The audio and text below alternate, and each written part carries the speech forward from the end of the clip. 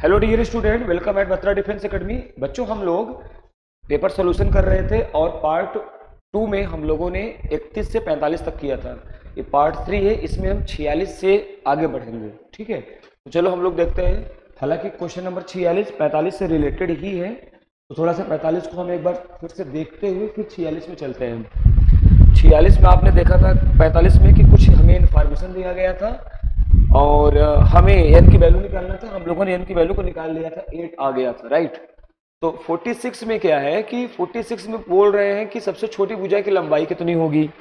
अब सबसे छोटी भुजा की लंबाई के लिए यानी यहाँ पे ट्रिंगल बना हुआ था, तो जल्दी से हम लोग अपने ट्रिंगल को बना लेते हैं। देखिए, ट्रिंगल जब हम लोगों ने बनाया था तो ट्रिंगल में कुछ इस तरह से हम लोगों को ट्रिंगल बना था, राइट। ए पी था, यहाँ पे P Q and R, right. ये पी था, पी क्यू आर, और यहाँ अंदर एक सर्किल बना हुआ था कुछ इस तरह से, राइट। और ये कहाँ कहाँ मिल रहा था बताया गया था। पी क्यू मिल रहा है, मतलब ये पी क्यू को एल पे टच कर रहा है, क्यू आर को एल पे और आर बी को एम पे टच कर रहा है, ऐसा हम लोगों ने पढ़ा था।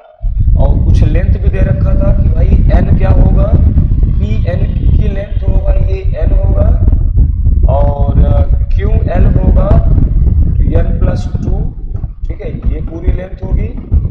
और आपका आर एम एन प्लस 4 होगा, तो इसके हिसाब से ये भी एन प्लस 2 हो गया था, ये भी एन प्लस 4 था, एंड दिस इज एन। तो ये पूरी लेंथ थी 2n प्लस 2, ये था 2n प्लस 6, और ये था 2n प्लस 4। तो इस हिसाब से देखा जाए तो हमसे ये पूछा गया सबसे छोटी साइड की लेंथ, तो ये होगा 2n प्लस 2। हालांकि इसमें n की वैल्यू हम लोग निकाल चुके हैं 8, तो 2 इंटू 8 प्लस 2 करेंगे तो ये हो जाएगा 18, यानी आपका ऑप्शन डी आ जाएगा। किसका? 46 का। 46 का डी वाला आंसर हो जाएगा, ठीक है। अच्छा, अब आइए हम लोग 47 में चलते हैं। बच्चों, आपको बता दें 47 क्वेश्चन बहुत ही टीडियस क्वेश्चन है, बहुत ही गंदा सा क्वेश्चन है, जो बहुत ही झेलाऊ टाइप का है। मैं तो सजेस्ट करूंगा कि जिन विद्यार्थियों ने इसको छोड़ दिया होगा वो बहुत बढ़िया किए होंगे, लेकिन चूंकि यहाँ पे मैं आपको एक्सप्लेन करके दिखा रहा हूँ तो मैं आपको एक्सप्लेन करके दिखा दे रहा हूँ। टाइम टेकन वाला क्वेश्चन है। अब साइन कॉस टैन कॉट से कोसेक सभी को सेवन के बराबर ले रखा है, तो कह रहा है इसको सिंप्लीफाई करके यानी साइन में कन्वर्ट करके कौन सा एक्सप्रेशन बनाया जा सकता है। तो इसके लिए हम यहाँ पे तो नहीं कर पाएंगे, हम लोग चलते हैं बोर्ड पे, थोड़ा सा मैं आपको दिखा देता हूँ। हालांकि बहुत ही टीडीएस है, लेकिन फिर भी मैं आपको करके दिखाता हूँ इसको, ठीक है। देखो, जैसे इसमें क्या करेंगे कि sin x plus cos x plus tan x plus cot x plus sec x plus cosec x की वैल्यू 7 दे रखा है, राइट। और हमको सभी को साइन में कन्वर्ट करना है, तो एक काम करते हैं, इसको ऐसे रहने देते हैं, इसको हम करेंगे, मतलब इसको एज इट इज हम रख देंगे, ये एज इट इज आ जाएगा। लेकिन इसको हम क्या करेंगे, sin x upon cos x, alright, plus cos x upon sign x, ये हो जाएगा, प्लस इसको हम 1 अपॉन कॉस एक्स और plus 1 upon sign x, and that is equal to 7 कर लूंगा। एक काम और कर लेते हैं, इसको एज इट इज लिखना ही था, तो sine x plus cos x ऐसे रहने दीजिए, right. And sine square x plus cos square x 1 हो जाएगा, तो 1 upon sign x cos x बन जाएगा, प्लस ये हो जाएगा sine x plus cos x cross multiplication upon में sine x into cos x equal to 7, right. अब यहाँ पे एक काम हम लोग कर लेते हैं, क्योंकि अब इसके आगे इसको सिंप्लीफाई करने के लिए यहाँ कुछ लेट करते हैं। हम लोग यहाँ पे sign x plus cos x को मान लेते हैं टी, ऑलराइट। इसको आप लोग मान लीजिए T, right. Sine x plus cos x को sine x plus cos x को टी मान लिया जाए, राइट। तो जहां sine x plus cos x होगा वहां तो रखूंगा मैं टी प्लस समथिंग अपॉन, अब इसके यहाँ क्या रखना है सोचते हैं अभी, प्लस, लेकिन यहाँ पे फिर से टी आ जाएगा, अब upon sine x into cos x फिर से है। तो एक काम करते हैं हम लोग, दोनों साइड के स्क्वायर कर देंगे तो sine square x plus cos square x 1 हो जाएगा, तो 1 plus 2 sign x cos x, अच्छा राइट में भी टी स्क्वायर आ जाएगा, टी स्क्वायर, ऑलराइट। तो यहाँ से साइन एक्स कॉस एक्स की वैल्यू हमें मिल जाएगा कितना, टी स्क्वायर माइनस 1 अपॉन में 2। तो चलो रख देते हैं, टी स्क्वायर माइनस 1 अपॉन 2 मतलब 2 ऊपर जाएगा, plus T square minus 1 upon 2 जाएगा ऊपर, and that is equal to 7, alright. अगले स्टेप में टी ऐसे रहने दिया जाए, प्लस 2 दोनों में कॉमन है, और अपॉन में टी स्क्वायर माइनस 1 भी कॉमन है, बचा क्या 1, उधर क्या बचा टी, और इक्वल टू 7। अच्छा टी स्क्वायर माइनस 1 को टी प्लस 1 टी माइनस 1 करेंगे तो टी प्लस 1 तो कैंसल आउट हो जाएगा, बचेगा क्या T plus 2 upon T minus 1 equal to 7, ये बच जाएगा, ऑलराइट। अब इसको हम क्रॉस मल्टीप्लिकेशन अगर कर दें तो क्रॉस मल्टीप्लिकेशन करने से हमें एक फायदा ही मिलेगा कि टी में एक समीकरण बन जाएगा। तो देखो क्या होगा, यहाँ से टी स्क्वायर माइनस टी है ना plus 2 equal to 70 minus 7, 70 minus 7 left में लाएंगे अगर आप, तो ये टी स्क्वायर माइनस 8t और प्लस 9 इक्वल टू 0, यानी T square minus 8t plus 9 equal to 0, T square minus 8t plus 9 equal to 0, यही आ रहा था ना, हाँ T square minus 8t plus 9 equal to 0 आ गया, राइट। अब हम लोग टी की जगह पे जो था माना था, क्या माना था, sign x plus cos x, उसको ले लीजिए, इसका square minus 8 sign x plus cos x और प्लस 9 तो रहेगा ही, राइट।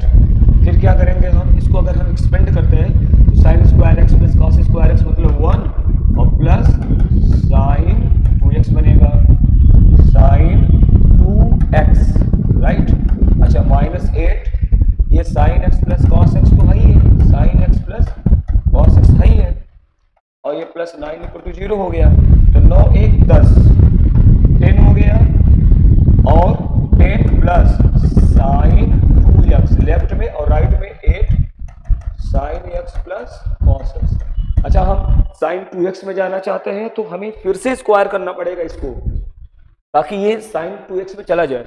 तो इसके बाद स्क्वायरिंग बोथ साइड जैसे करोगे आप, तो 100 plus sine square 2x plus 20 sine 2x, अच्छा राइट में 64 तो होगा ही, अंदर sine square x plus cos square x plus 2 sign x cos x, तो sine square x plus cos square x 1 होगा, 1 में 64 से मल्टीप्लाई करूंगा तो 64 होगा, और प्लस साइन 2x वाला जो आएगा यानी 2 sign x cos x sin 2x, तो उसके साथ मैं लगा दूंगा साइन 2x, है ना, यानी 8 साइन 8 नहीं 64 होगा, राइट। यहाँ तो 64 हो चुका होगा ना, तो 64 साइन 2x ये आ गया राइट साइड में, राइट। अब सबको लेफ्ट में अगर लाए हम तो आपको दिखाई देगा साइन स्क्वायर 2x, ये वाला टर्म 64 अगर इधर आता है तो ये हो जाएगा आपका माइनस 44 साइन 2x, एंड अगर 100 को मैं लेफ्ट में लाता हूं तो 36 बचेगा क्या, हाँ प्लस 36 इक्वल टू 0। तो बच्चों ये बहुत ही एक सुंदर सा रिजल्ट तो आ गया, लेकिन काफी मशक्कत के बाद आया हुआ है, राइट। तो sine square 2x minus 44 sine 2x plus 36 equal to 0, ये आपके ऑप्शन ए में था, समझ रहे हैं। इसको आप देखेंगे अगर तो ये आपको ऑप्शन ए में दिखेगा, ऑलराइट। तो देखो यहाँ पे जरा ध्यान से, ये sine square 2x minus 44 sine 2x plus 36 equal to 0 option A में आ रहा है। So option A is the correct answer, yes. अच्छा इसके बाद हम लोगों से ऑप्शन ए हम लोगों का आंसर सही हो गया। इसमें कुछ और भी पूछा है, मतलब 48 में, इसमें तो आपका ऑप्शन ए हो गया। ऑलराइट, ये ए हो गया। लेकिन 48 उसी से रिलेटेड है कि साइन 2x की वैल्यू अगर ये हो तो फिर a minus B plus 2c की वैल्यू हमसे पूछा जा रहा है, राइट। तो एक काम करते हैं, साइन 2x की वैल्यू यहां से निकालते हैं, इस फॉर्म में आंसर आएगा, ए बी सी को हम कंपेयर करते हैं और फिर अपने आंसर को लिखते हैं। तो यहां से साइन 2x की वैल्यू को निकाला जाए, साइन 2x इक्वल टू, तो minus B plus minus under root B square, तो माइनस 44 का स्क्वायर करेंगे तो 44 का स्क्वायर आ जाएगा, माइनस 4a और c मतलब कितना 36, राइट, अपॉन में 2a है। अच्छा जी, a मतलब भी 1 है, तो इसको हम ऐसे रहने देते हैं, राइट। अच्छा, तो देखो 44 प्लस माइनस, अंदर देखो मैं क्या कर रहा हूँ, इस 44 को मैं 4 इंटू 11 कर सकता हूँ क्या, 4 इंटू 11, तो चूंकि स्क्वायर है ना, तो स्क्वायर माइनस 4 इंटू, इसको मैं 4 इंटू 9 लिख सकता हूँ, राइट।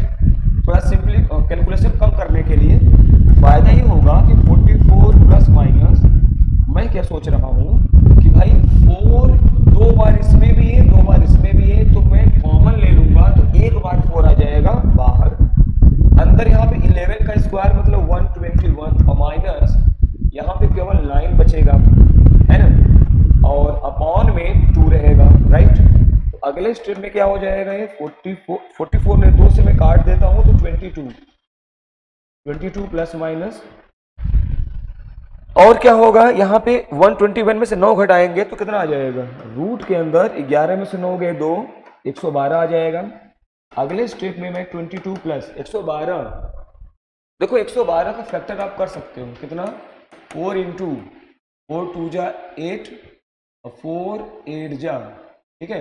अच्छा, इसको मैं 4 इंटू 7 भी कर सकता हूँ, यानी 4 इंटू 7, तो 4 आ जाएगा बाहर प्लस माइनस करके और 7 चला जाएगा अंदर, है ना। अच्छा, एक चीज और यहाँ पे छूट रहा है, यहाँ पे 2 तो बचा रहेगा पहले से ना, 2, तो 4 बाहर आएगा तो ये बना देगा इसको 8, ऑलराइट, ये हो जाएगा 8 रूट 7, ओके, 8 रूट 7 आ जाएगा।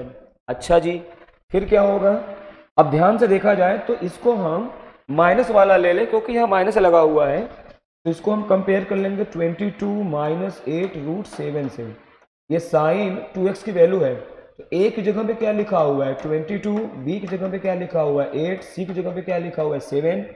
मुझे चाहिए a माइनस, तो a माइनस b और प्लस c में कितना है 7, तो 22 7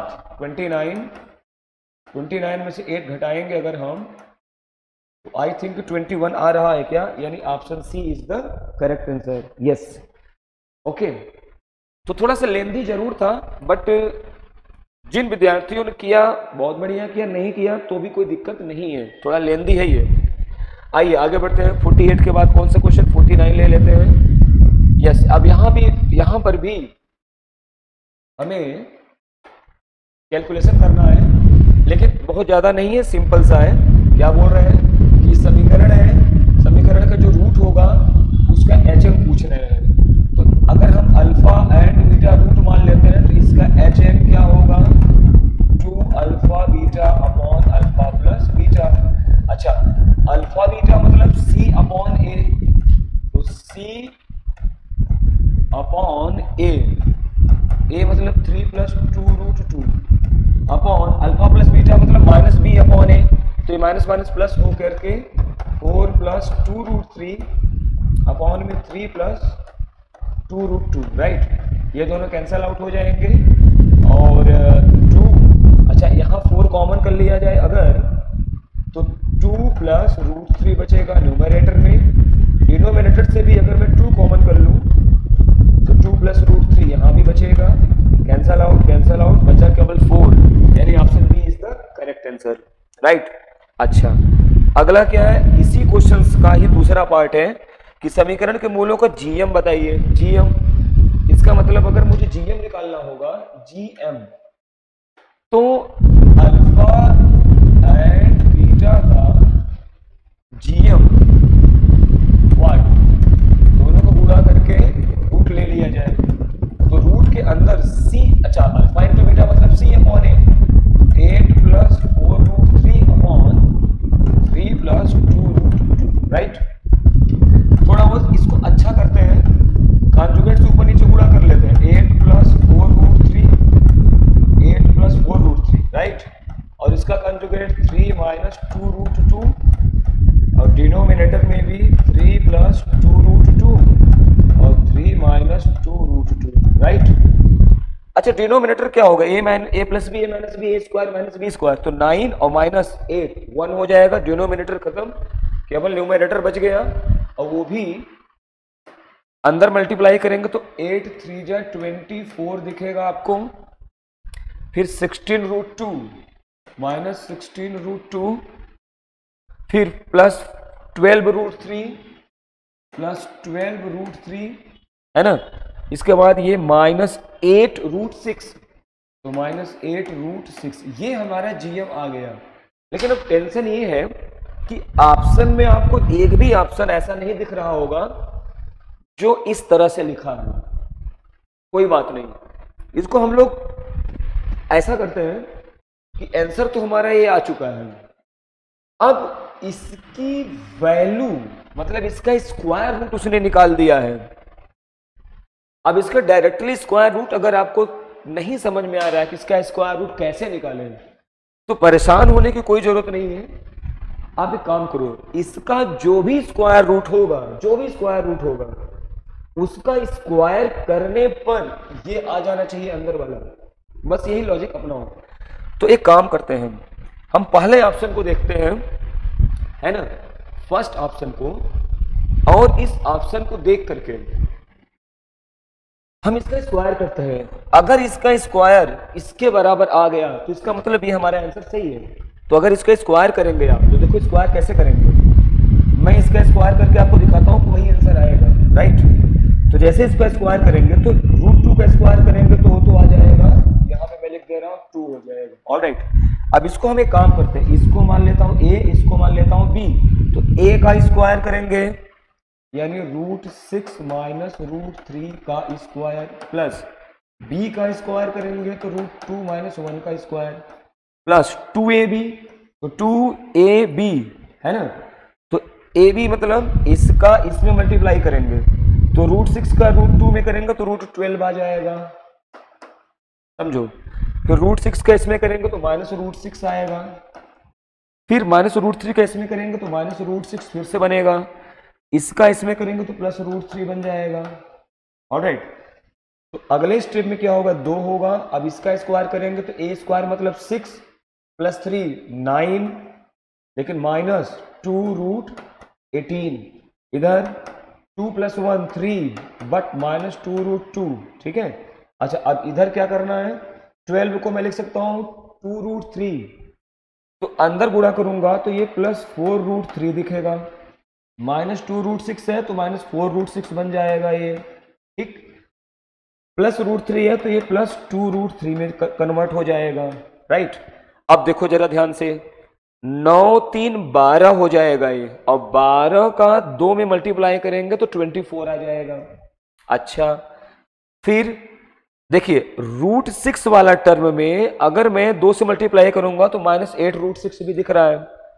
अब रूट 2 की बारी है, रूट 2 वाले में अगर हम ध्यान से देखें तो देखो रूट 2 इसको हम क्या लिख सकते हैं 3 रूट 2, तो 3 2 जा 6 माइनस 6 और माइनस 2 8 रूट 2, और 8 में 2 से मल्टीप्लाई करेंगे तो माइनस रूट 16 रूट 2 दिख रहा है, तो रूट 2 वाला भी टर्म दिख गया। अब बचा 3 वाला, तो 4 और 2 6 रूट 3, लेकिन 2 से मल्टीप्लाई तो 12 रूट 3, यानी इसकी वैल्यू मतलब इसके बराबर दिख रहा है, यानी इसको स्क्वायर करने पर हमें ये दिख रहा है, यानी इसका स्क्वायर रूट ये होना चाहिए, यानी option A is the correct answer. थोड़ा लेंदी था लेकिन आंसर ऐसे हम लोग कर सकते हैं, राइट। अच्छा आइए आगे बढ़ते हैं हम लोग अगले क्वेश्चन की तरफ। 50 भी हो गया, 49 भी हो गया, राइट। अब इसके बाद आ जाइए 51 में। यस 51 क्वेश्चन क्या बोल रहा है ये देखिए ध्यान से, कह रहे हैं कि भाई अगर 51 में कि if delta equal to this, तो प्रत्येक अल्फा ग्रेटर देन 0 के लिए निम्नलिखित में से कौन सा सही है। अच्छा, इसके पहले कुछ और भी। अच्छा, ये है, ये डिटरमिनेंट है। डिटरमिनेंट को सॉल्व करना है आपको। Delta ABC alpha equal to 0, इसकी वैल्यू इतना है, और यहां कह रहे हैं अगर इसको 0 के बराबर कर दें तो कौन सा ऑप्शन सही होगा। यानी यूं सोचिए कि इसकी वैल्यू को निकाल के 0 के बराबर कर देना है और उससे सिंप्लीफाई करके एबीसी में रिलेशन प्राप्त करना है। तो चलो सिंप्लीफाई करते हैं इसको। अगर इसको सिंप्लीफाई करते हैं तो हम तो सोच रहे हैं कि इसको ना इस थर्ड कॉलम के लॉन्ग एक्सपेंड कर दो। तो हम ए अल्फा प्लस बी को उठाते हैं और ब्रैकेट में this row and that column हट जाएगा, इसका गुणा इसमें, इसका गुणा इसमें करते हैं। तो यहां से आ जाएगा B square alpha plus B C minus A C alpha minus B C, right.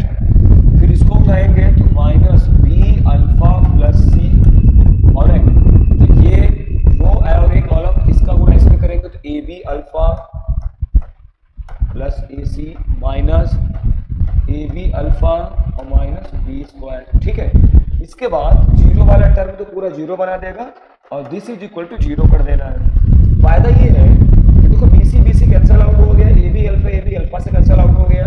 यहाँ पर ए अल्फा प्लस बी हमारा है, और बचे हुए में अल्फा अगर कॉमन ले लिया जाए तो हमें यहाँ मिलेगा B square minus A C, alright. और इधर देखो बी अल्फा प्लस सी यहाँ बचा है, और बी माइनस यहां से कॉमन लिया जाए तो ये प्लस बन जाएगा और ये बी अल्फा प्लस सी हो जाएगा। तो माइनस कॉमन लेने की वजह से बी स्क्वायर माइनस ए सी ये भी बन जाएगा बराबर 0। अब दोनों में बी स्क्वायर माइनस ए सी मुझे कॉमन दिख रहा है, और बाकी रिमेनिंग वाला जो भी टर्म आएगा आने दीजिए, जो भी टर्म आ रहा है बराबर 0। तो एक बार अगर इसको 0 के बराबर करोगे आप तो बी स्क्वायर बराबर ए सी मिलेगा। अब इसका मतलब ए बी सी किस में है, जीपी में है।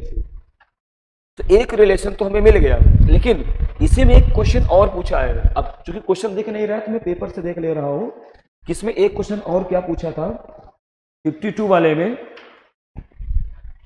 में पूछ रहे हैं कि अगर मैं ए की जगह पे 7, बी की जगह पे 4 और सी की जगह पे 2 रख दूं, तो मतलब ए की जगह पे 7, बी की जगह पे 4 और सी की जगह पे 2 रख दूं इस तरह से, तो फिर कौन सा समीकरण बनेगा। तो यार समीकरण तो यही है ना, समीकरण तो यही है, बस इसी में एक जगह पे बी की जगह पे सी की वैल्यू को उठा कर रख देते हैं, हमारा काम हो जाएगा, राइट। तो देखो एक काम करते हैं, समीकरण जो बनेगा यहाँ पे हमारा वो एक्चुअली काम करते हैं, यहाँ पे इसको लिखते हैं। जब B square minus A C common हो गया तो यहाँ बचेगा A alpha plus B into alpha, और इधर बचेगा B alpha plus C, right. ये अब देखो ये पार्ट अलग है, ये पार्ट अलग है और बराबर 0 है। तो एक बार इसको 0 के बराबर करेंगे तो बी स्क्वायर बराबर इसी मिलेगा, एक बार इसको 0 के बराबर कर देते हैं और फिर इसी में इस वाले टर्म में इसको 0 के बराबर करेंगे तो ये बनेगा ऐसे A alpha square plus B alpha, फिर से बी अल्फा आ रहा है तो मतलब 2b अल्फा, और प्लस ये 2b अल्फा है और प्लस c इक्वल टू 0, यानी A square plus 2b alpha plus C बराबर 0। इसी में एबीसी की वैल्यू रख देंगे तो हमें एक समीकरण दिख जाएगा। तो ए की वैल्यू क्या रखना है 7, तो 7 अल्फा स्क्वायर, प्लस बी की वैल्यू क्या रखना है 4, तो 8 अल्फा, सी की वैल्यू क्या रखना है 2, तो इक्वल टू 0। तो अगर इसको x के टर्म में लिखना हो तो ये 7x square plus 8x plus 2 equal to 0 जैसा दिखेगा।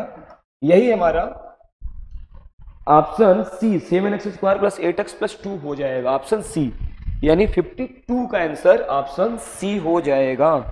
Alright, option C 7x square plus 8x plus 2 equal to 0, right.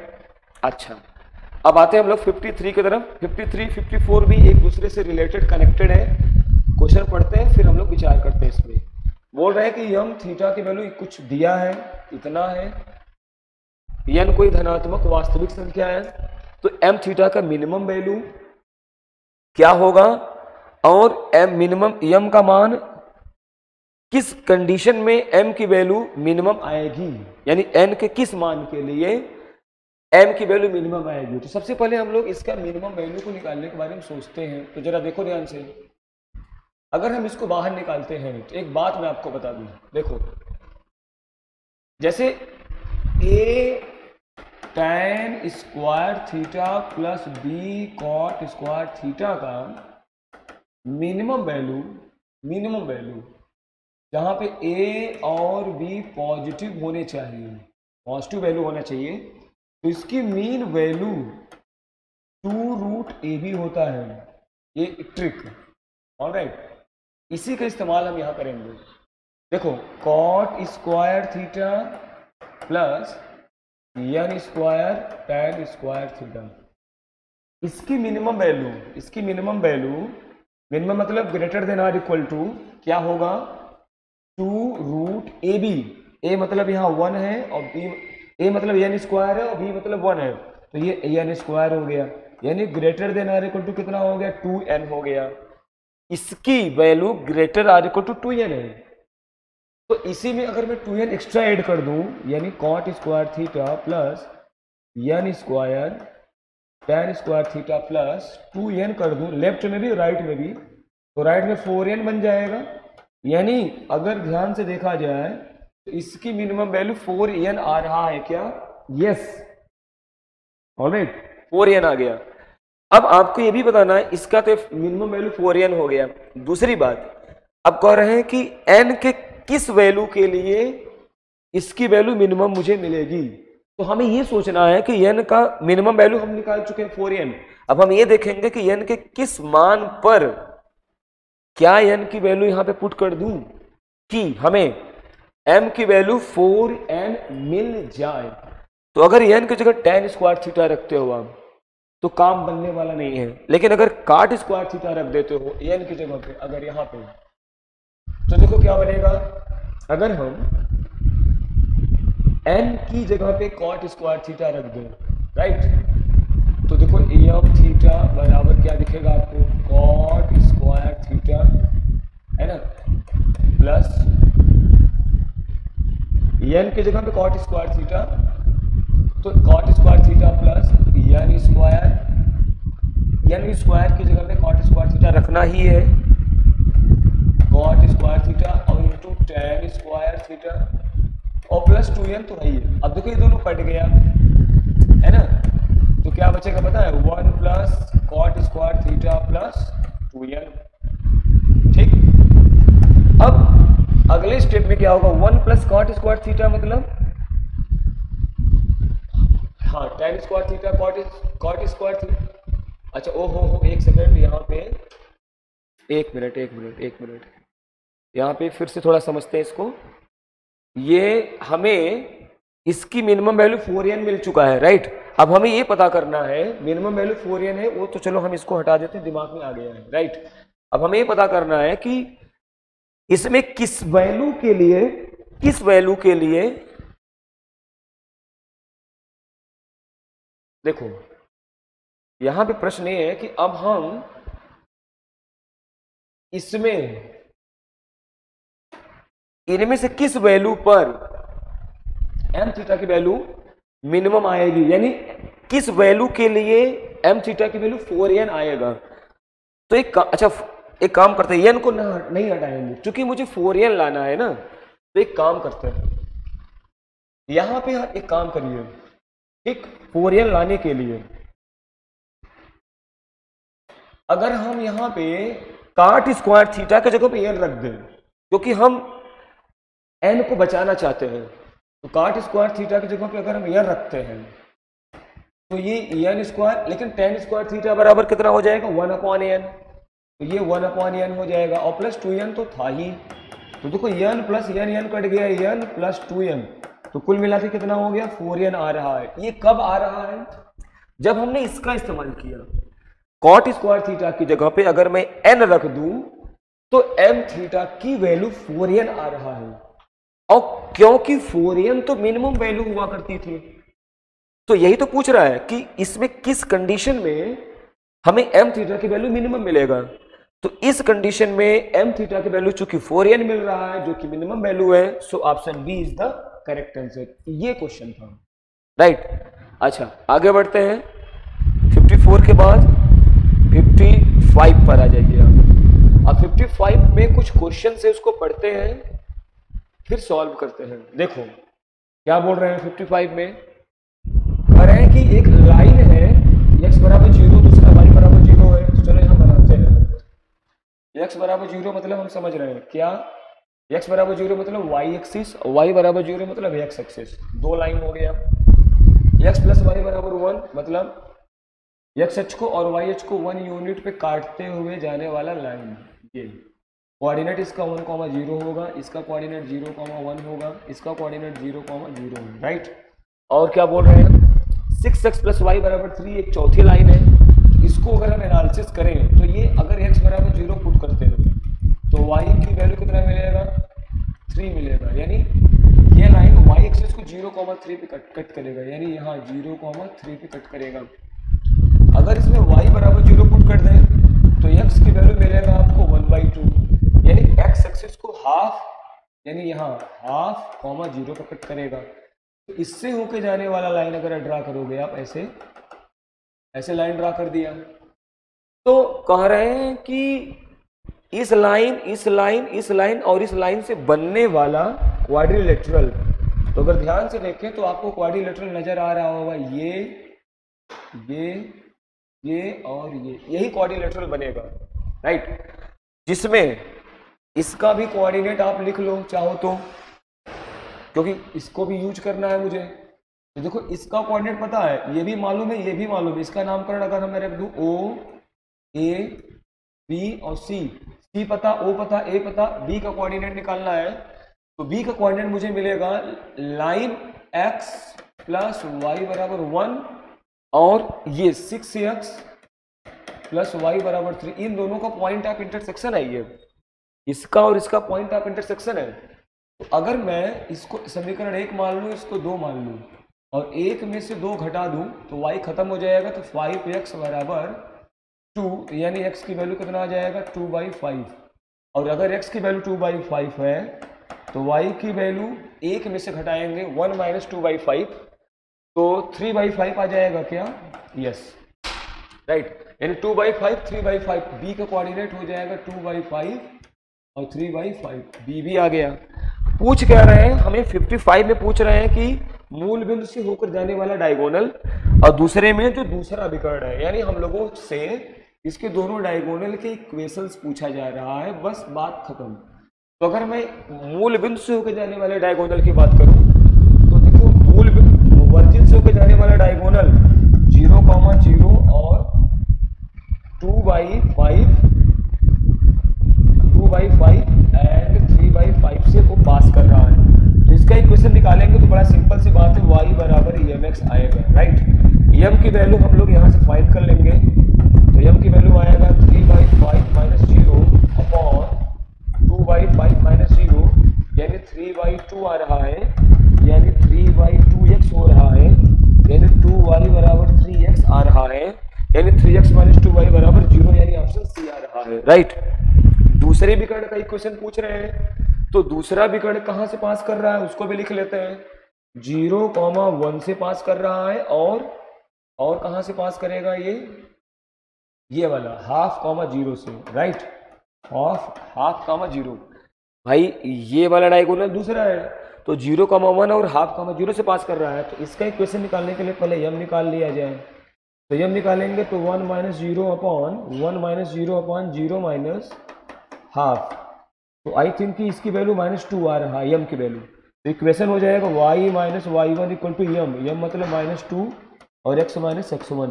तो y माइनस 1 बराबर -2x लेफ्ट में लाएंगे तो 2x plus Y minus 1, 2x plus Y है ना। तो 2x प्लस वाई हम देख लेते हैं कोई ऑप्शन है कि नहीं। 2x plus Y minus 1, yes option D है, 2x प्लस वाई माइनस 1। इसका मतलब ऑप्शन डी आपको यहाँ पे मिल जाना चाहिए। कौन सा क्वेश्चन था 56 वाला, ये 2x प्लस वाई माइनस 1 बराबर 0, तो 56 का डी होगा, ऑलराइट। अच्छा तो ये इसका आंसर आ गया आपका 56 का डी वाला, ओके। जस्ट मिनट, एक सेकेंड। 56 का आंसर आपका आ गया डी वाला। ऑलराइट, अब हम लोग आगे बढ़ते हैं अगले क्वेश्चन की तरफ, 57 की तरफ। ठीक है, 57 क्या बोल रहे हैं कि एक दीर्घवृत्त है, एलिप्स। अच्छा, और इससे रिलेटेड कुछ इंफॉर्मेशन, वो एक्स, अच्छा एलिप्स का थोड़ा ग्राफ बना लेते हैं, x square plus 4y square, यानी एक्स स्क्वायर अपॉन 1 प्लस 1 मतलब 1 का स्क्वायर लिख सकते हो आप, और वाई स्क्वायर अपॉन इसको 1/2 का स्क्वायर लिख सकते हो, बराबर 1। ए ग्रेटर देन बी है, इसका मतलब एलिप्स बनेगा आपका एक्स अक्ष पर ऐसे, राइट। अब बोर्ड, अच्छा इसमें ये फोकस हो गया सैंड एश गैस, बोल रहा है इसके ऊपर कोई पॉइंट है पी, तो उस, अच्छा यहाँ पे फोकस को बोल रहे ई और एफ, तो चलो ठीक है, हम भी ई और एफ ले लेते हैं इसको, है ना, इसको ई और एफ बोल रहे हैं।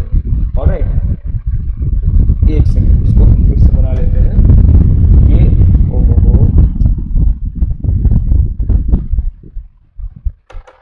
ठीक है, ये आपका इलिप्स बन गया, ये हो गया फोकस ई और एफ, पॉइंट पी है, और पी एफ और ई को मिला दिया जाए तो हमें क्या मिलेगा, तो आप जानते हैं कि sum of focal distances equal to length of major axis. तो यहाँ पे मेजर एक्सिस मतलब 2a की वैल्यू 1 है, तो a बराबर कितना हो गया, सॉरी a की वैल्यू 1 है ना, यहाँ पे a की वैल्यू 1 है, ओके, a की वैल्यू 1 है, तो मेजर एक्सिस की लंबाई 2a होता है, मतलब 2 हो जाएगा, मेजर एक्सिस की लंबाई 2 हो गई, तो इसका मतलब option B is the correct answer 57 का। अब इसी क्वेश्चन में उन्होंने कुछ और भी पूछ रखा है, क्या, उसको भी देख लिया जाए। 58 में क्या पूछ रहे हैं, कह रहे हैं कि ये तीनों पॉइंट्स के बारे में विचार करिए और बताइए कि क्या ये तीनों पॉइंट्स लेटस रेक्टम के ऊपर पड़ेंगे क्या। इसी इलिप्स के लेटस रेक्टम के ऊपर की बात कर रहे हैं। तो देखो इलिप्स हम लोगों ने भी बनाया था, है ना, इलिप्स था कुछ इस तरह से, इलिप्स था ये, ऑलराइट, ये मेरा इलिप्स था। अच्छा, इसका लेटेस्ट रेक्टम मैं यहाँ बना लेता हूँ, ये फोकस था ई। अच्छा, इक्वेशन क्या था, इक्वेशन में ए की वैल्यू था 1 और बी की वैल्यू था हाफ।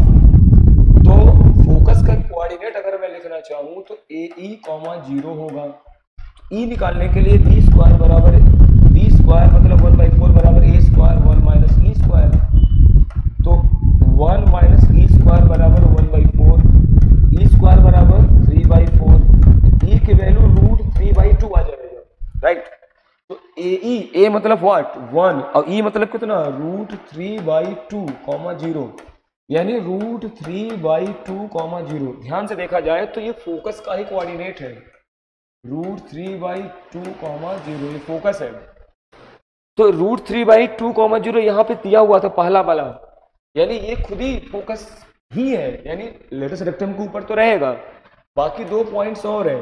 तो इसको ध्यान से अगर देखा जाए तो एल डैश का अगर आप कोऑर्डिनेट निकालते हो तो एल का कोऑर्डिनेट क्या होता है, ए ई और B square by A, L dash का A E minus B square by A. इसको निकालते हैं, ए ई आ चुका है हमारा पहले से ही, कितना √3/2, तो ये √3/2 तो है ही है, B square by A, B square मतलब 1/4 में 1 से भाग करेंगे तो 1/4 ही मिलेगा, यानी √3/2 1/4 हो गया एल, तो √3/2 माइनस 1/4 हो जाएगा एल डैश, तो √3/2 1/4 एल है, ये एल डैश है, यानी तीनों पॉइंट्स लेटेस्ट रेक्टम के ऊपर ही है, यानी तीनों स्टेटमेंट सही है, यानी option D is the correct answer. Okay, तो ये हो गया हम लोगों को 58। अब 59 को देखते हैं, 59 और 60 एक साथ है, तो इसमें बहुत ही बड़ा ही आसान सा क्वेश्चन है, इसको थोड़ा सा दिमाग लगाने की जरूरत थी। क्या है, सर्किल है और एक लाइन है। सर्किल क्या है, x माइनस ए का whole square plus Y square बराबर ए स्क्वायर, यानी ये सर्किल का सेंटर a, 0 पर है, लेकिन रेडियस a होने की वजह से सेंटर तो आएगा x अक्ष पे, a, 0 होगा, राइट, लेकिन रेडियस भी a है, तो इसका मतलब इसका जो पिक्चर बनेगा कुछ इस तरह से बनेगा। ऑलराइट, ये हमारा सर्किल हो गया, x एक्सिस हो गया, y एक्सिस हो गया, और ये हो गया मेरा वर्जिन। कुछ बोल रहे हैं और कि एक लाइन y बराबर x, y बराबर x मतलब ये वाला लाइन है y इक्वल टू एक्स। अब कह रहे हैं कि line y equal to X इस सर्किल को दो पार्ट में काट रहा है, दो सेगमेंट में, एक छोटा सेगमेंट एक बड़ा सेगमेंट। तो हम लोगों से छोटे सेगमेंट की भी एरिया और बड़े सेगमेंट की भी एरिया पूछ रहे हैं। तो पहले हम लोगों को इसकी एरिया निकालनी है। ऑलराइट, अब इसकी एरिया निकालने के लिए देखो कैसे निकालते हैं। देखो जैसे मान लीजिए कि अगर कोई भी सर्किल हो और इसमें कोई एक कार्ड अगर सर्किल को दो भागों में डिवाइड करता है और अगर हमें इसका रेडियस पता हो और ये एंगल पता हो, है ना, एंगल थीटा, तो हम इसकी एरिया को हम निकाल सकते हैं बड़े आराम से। कैसे? इसको निकालने के लिए हम लोग इस पूरे सेक्टर की एरिया निकालेंगे। इस पूरे सेक्टर की एरिया होती है pi R square theta upon 360 degree minus इस ट्रिंगल की एरिया। अब इस ट्रिंगल की एरिया निकालने के लिए मैं आपको बता दूं, मतलब यहाँ पे आप क्या करोगे, एरिया ऑफ ट्रिंगल नामकरण अगर कर दूं ओ ए बी, तो ओ ए बी है ना, और यानी पूरे सेक्टर में से, मतलब ये पूरा का पूरा सेक्टर कहलाएगा। पूरे में से सिर्फ ट्रिंगल की एरिया हटा दो तो इस माइनर सेगमेंट की एरिया मिल जाएगा। तो वही यहां भी करेंगे। अगर मुझे इसकी एरिया चाहिए, है ना, तो देखो ये है रेडियस ए भी ए है, रेडियस है। इस एंगल को ढूंढ लिया जाए अगर कहीं से, तो हम इस पूरे सेक्टर की एरिया में से इस ट्रिंगल की एरिया को हटा देंगे तो सेगमेंट की एरिया आ जाएगी। तो अब देखो थीटा को कैसे पता लगाया जाए, तो एक काम करते हैं। देखो ये लाइन y बराबर x है, समझ रहे हैं, और y बराबर x और इसका पॉइंट ऑफ इंटरसेक्शन ही तो है ही है। तो हम थोड़ा इसको निकालना चाहते हैं कि इसकी वैल्यू क्या होगा। तो y बराबर x अगर इसमें मैं डाल दूं तो x square plus A square minus 2ax plus y की जगह पे x करेंगे तो एक्स स्क्वायर बराबर ए स्क्वायर से कैंसिल आउट हो गया। 2 बार एक्स स्क्वायर है और 2x square minus 2ax equal to 0, 2 common कर लेंगे और राइट में भेज दीजिए। X square minus A X बराबर 0, एक्स कॉमन करिए, एक्स माइनस ए बराबर 0, एक्स की वैल्यू एक आ रहा है 0, एक आ रहा है ए, तो y की वैल्यू भी एक आएगा 0 और एक आएगा a। एक तो हो गया 0,0 इसका पॉइंट ऑफ इंटरसेक्शन, और एक हो गया a, तो ध्यान से देखा जाए तो अगर मैं इस कार्ड की लेंथ को अगर निकालना चाहूं तो कार्ड की लेंथ मुझे दिखाई दे रहा है कि भाई 0,0 और a के बीच की दूरी, तो रूट में a square plus a square मतलब 2a स्क्वायर मतलब रूट 2a आ रहा है। इस कार्ड की लंबाई रूट 2a है, जबकि इस, अब ध्यान से देखा जाए तो इस ट्रिंगल में दो साइड है a, तीसरा रूट 2a है, तो इन दोनों की स्क्वायर का सम 2a स्क्वायर और इसका स्क्वायर 2a स्क्वायर। इसका मतलब दो साइड के स्क्वायर का सम तीसरे साइड के स्क्वायर के बराबर आने का मतलब है कि ये थीटा 90 डिग्री है, समकोण त्रिभुज है, बेस परपेंडिकुलर, ये हाइपोटेनस है। तो अब हम लोगों का काम हो गया। अगर मुझे इस माइनर सेगमेंट की एरिया चाहिए, मतलब एरिया ऑफ माइनर सेगमेंट अगर चाहिए, तो पूरे सेक्टर की एरिया निकालेंगे जो कि pi R square theta upon 360 degree से निकलेगा, और माइनस एरिया ऑफ ट्रिंगल जो बन रहा है, राइट। तो हम करेंगे क्या, पाई मतलब पाई है, आर की वैल्यू क्या है, ए है, तो ए स्क्वायर, थीटा की वैल्यू 90 डिग्री अपॉन 360 और माइनस इसकी एरिया राइट एंगल ट्रिंगल है, तो हाफ बेस इंटू हाइट मतलब हाफ ए स्क्वायर, 9 4 जा, यानी pi A square by 4 minus A square by 4, pi A square by 4 minus A square by 2 आ रहा है, राइट। अच्छा, तो मैं देख रहा हूँ कि ए स्क्वायर कॉमन कर लिया जाए, है ना, तो बचेगा क्या, अच्छा 4 एलसीएम ले लिया जाए तो यहाँ बचेगा पाई, इधर बचेगा माइनस 2, तो pi minus 2 by 4 A square, pi minus 2 by 4 into A square. I think कि इसका आंसर आपका ऑप्शन ए होना चाहिए। Alright, yes.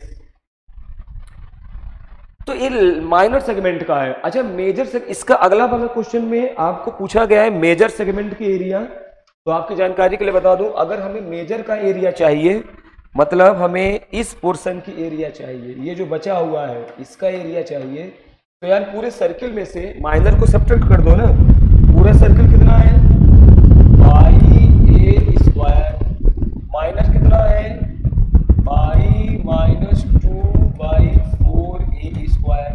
सिंप्लीफाई करते हैं, ए स्क्वायर कॉमन हो जाएगा, पाई क्रॉस मल्टीप्लिकेशन करेंगे तो 4 पाई माइनस पाई प्लस 2 और डिवाइडेड बाई 4। ए स्क्वायर यहाँ से हो जाएगा 3 पाई प्लस 2 अपॉन में 4, यानी इसका जो ऑप्शन होगा 3 pi plus 2 into A square by 4, यानी ऑप्शन बी, यानी 60 का ऑप्शन बी आंसर आना चाहिए। 60 क्वेश्चन देख लेते हैं किधर है, तो उसका आंसर आपको yes option B 3 pi plus 2 into A square by 4। तो 60 का आपका ऑप्शन हो गया ऑप्शन बी।